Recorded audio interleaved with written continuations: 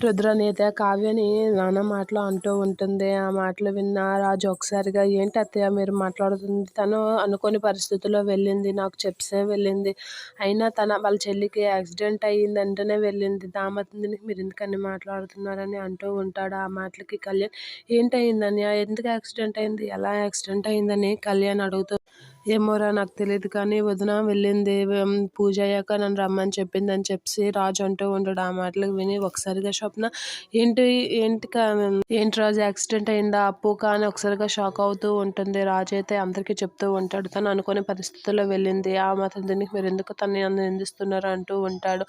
ఒకవైపు డాక్టర్ అయితే బ్లడ్ లేదమ్మా, తన గ్రూప్ బ్లడ్ దొరకట్లేదు, ఒకవేళ ఆ బ్లడ్ కానీ తనకి ఎక్కించిపోతే పేషెంట్ కోమలోకి వెళ్ళిపోతుంది, ఎంత మీ ప్రయత్నం మీరు చేయండి, మా ప్రయత్నం మేము చేస్తామని అనేసరికి కావ్య ఒకసారిగా షాక్ అవుతుంది. ఏంటి కోమలోకి వెళ్ళిపోతుందా అని అంటూ ఉంటుంది కావ్య.